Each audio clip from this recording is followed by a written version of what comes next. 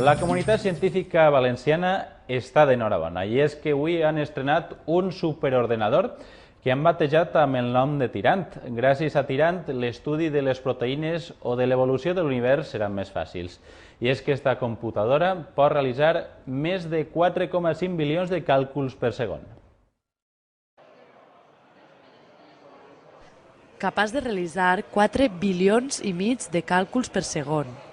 Esta és la màxima virtut de Tirant, un superordinador creat per agilitar la investigació científica, industrial i econòmica. L'estudi de les proteïnes o l'evolució de l'univers són ara factibles des de València.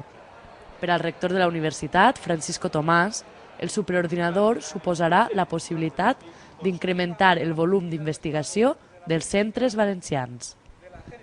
El instrumento que hoy se ha puesto en marcha, yo lo veo, la universidad lo ve, creo que todos lo vemos así, como un núcleo que puede crecer y puede desarrollarse.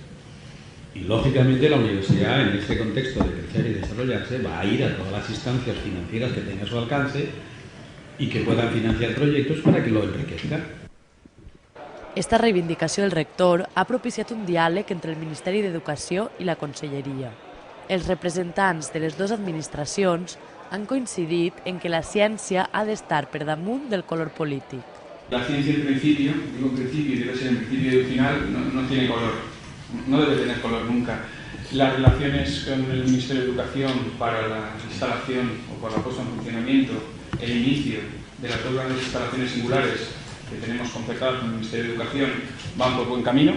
La gran ciencia es un compromiso de Estado independientemente de los gobiernos autonòmics i de la nació. Política d'Estat. Tomàs també ha aprofitat la visita als polítics per demanar més recursos i més rapidesa en la construcció d'infraestructures per a la ciència. El rector que habla entiende que se debieron hacer drásticas modificaciones legislativas para acelerar la capacidad de integrar jóvenes y no tan jóvenes investigadores en nuestro sistema. Eso es rigurosamente necesario. Simultáneamente se han de empezar a suprimir leyes, normas y reglamentos para que las ideas se traduzcan en el plazo más breve posible en realidad.